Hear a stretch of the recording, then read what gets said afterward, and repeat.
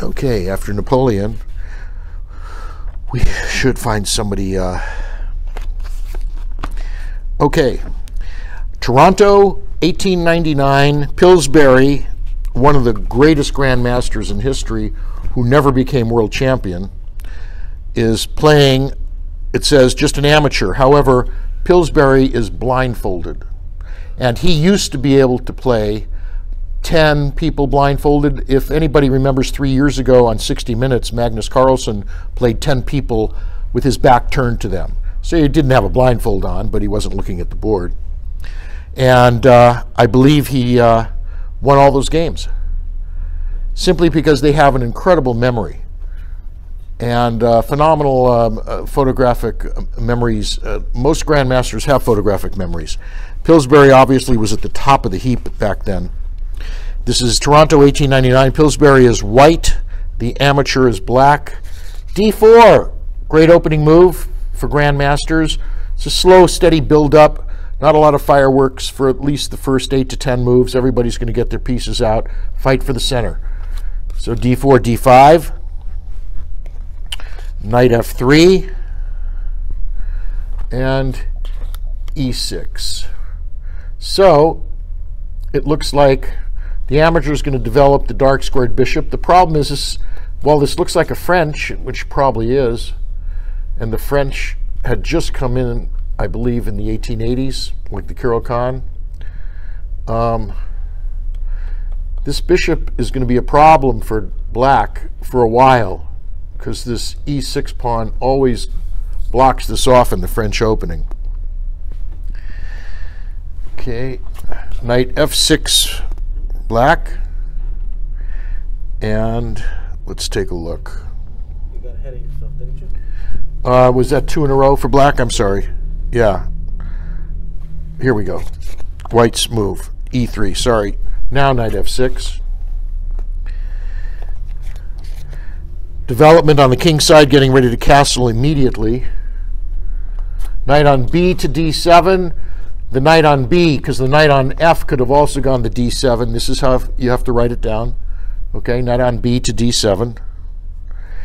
And Pillsbury castles. So, even blindfolded, he knows the rules of chess.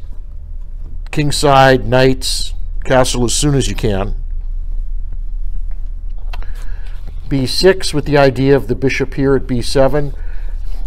And it will control that long white diagonal. Now, it's true that the D5 pawn blocks it for a while, but in 3 or 4 or 5 moves, pawn could be pushed here or here, pawn takes, and all of a sudden, that bishop becomes a monster along that diagonal. Queen knight to D2. Bishop to D6, getting ready to castle. And sure enough, E4. After you've castled and your opponent still has not, your job should be to crack the center files open as fast as you can. Get the rooks over, come down and cause some problems, perhaps even checkmate him before he has a chance to castle. That's your job. This pawn push also threatens a fork to win a piece, so black has to respond to this. He'd love to castle. The problem is he'll lose a piece if he does, and probably the game. So, knight takes pawn. Wait a minute. This is E4, right? Pawn takes pawn, sorry. Pawn takes pawn. Now knight takes pawn, right?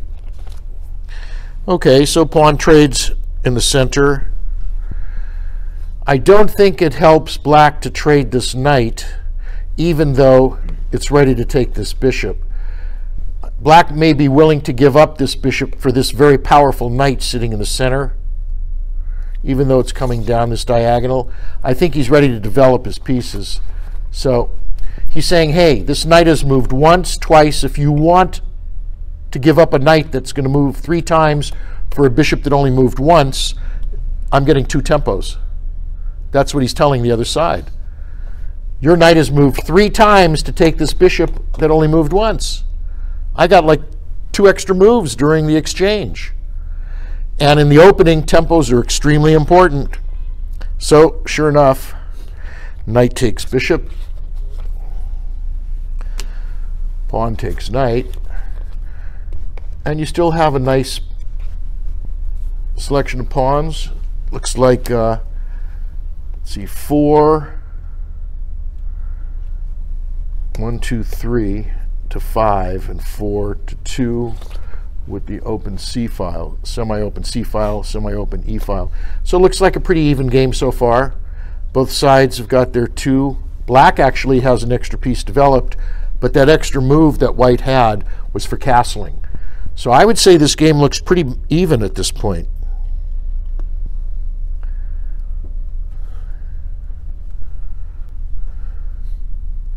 If you're white, your job is to keep this king from getting castled, which is going to happen on the next move. So let's take a look. Bishop out, attack the unguarded pawn, try to keep black busy so he can't castle. Now, would it be worthwhile to black to say, gee, it's now or never, maybe I should get my king safe and give up this pawn? Is it worth it to me to get my king safe and give up this point? Or is there some way I can just take care of that bishop over there and not worry about it? Okay, let's take a look. So he's trying to muddy the waters a little. Bishop takes knight, attacking the queen. Queen takes.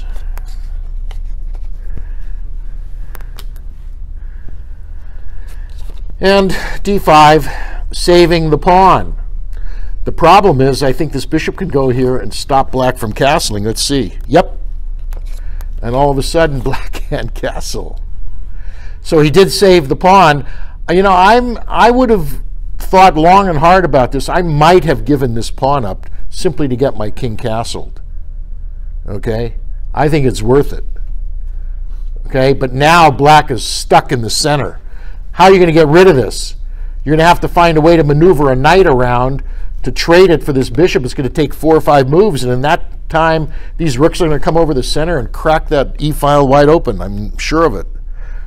Okay. Rook to c8. F rook to e1, sure enough. Okay. So already this e6 pawn is pinned on the king, and the king is frozen. The king can't go anywhere. Aha. Rook to c6. You know this 5-point rook is going to get rid of this 4-point bishop. He's going to give up the exchange so he can castle. He realizes, hey, I'm going to lose a point, right? 4 points to 5. I think he's lamenting the fact that he should have given up the pawn and castled before. If he's going to give up the point now, he probably should have given it up earlier. But everybody knows that this rook is going to take this. And sure enough, he says, I'm going to keep you from castling at least a couple of more moves. A5, probably with the idea, I don't know, here and here, block off the bishop. But this bishop can take this right here. So black's got some problems. He's got to find a way to block this diagonal so he can castle. Otherwise, he's in serious trouble.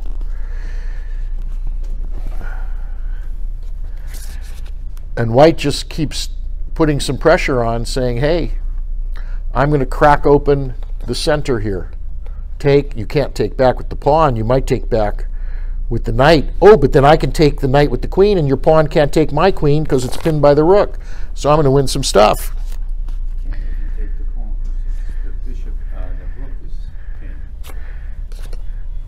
Knight in. He has nothing else to do. Sure enough, pawn takes. He's cracking open the center slowly but surely. Knight to attack the queen. Now this is a real interesting, I'd almost be willing, maybe, let's see. The problem is the knight takes the queen with a check. So I don't know if this works here. But maybe there's a mate here. All right, I'd still save the queen. I think saving the queen is probably the best bet. Oh, he's saying take my queen. Okay, pawn takes pawn. Here, with the threat of a double check, okay, so he's giving up his queen. Wow. Let's see this. This was here, right? This was here. No. Here? And this was here. Let me take a look at this. Instead of here, okay, it was my mistake. I remember I'm doing the old English notation, and it says knight to king 5, not to knight 5. So he attacked the queen with this knight, okay? That's what he did. And instead of taking here, he took here. He did. Now he should have probably taken the knight. Oh, wait a minute, wait a minute, wait a minute, wait a minute. Knight to king, this is here, right? Knight to king 5. That's where you. This was here, or was it here? It was down 1. Here. No, it was at E4. It was at E4. It was at E4. All right, at E4 it says knight to K5. So that's G5. Well, no, it would actually, K is king. yeah. So this is already here.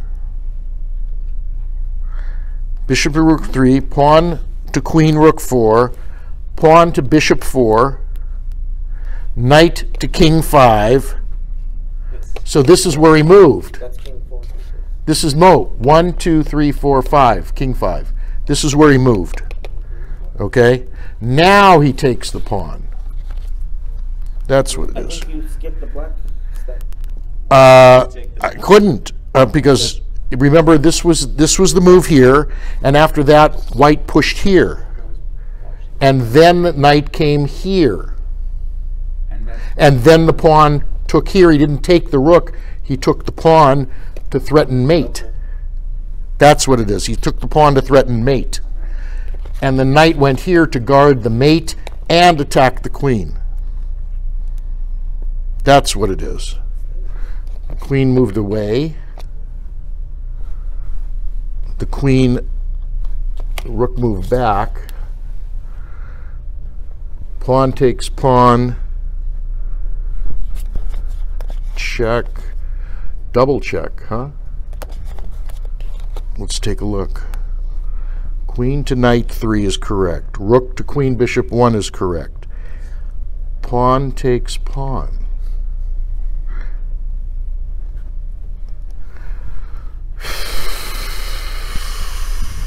Wow.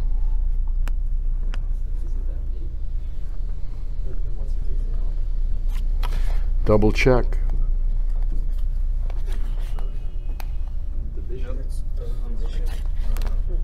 Isn't this double check? Yeah. What happens with the double check? King has to move, right? King takes pawn, right? He has to, because he can't because of the bishop, right? And now, after rook takes knight check. Wow.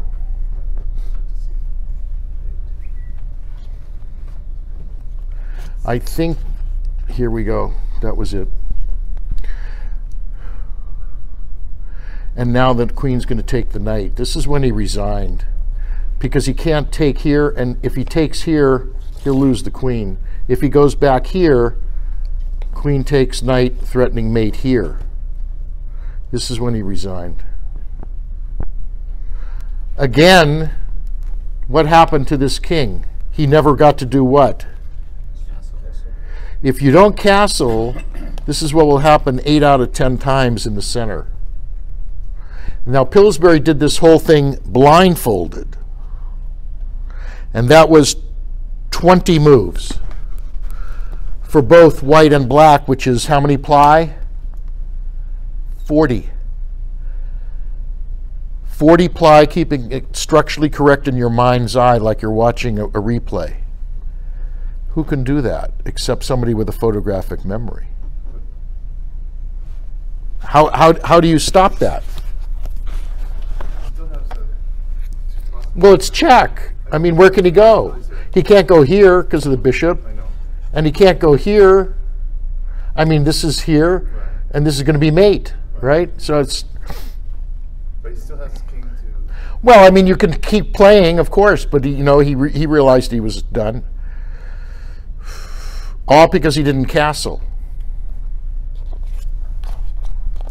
It's crazy.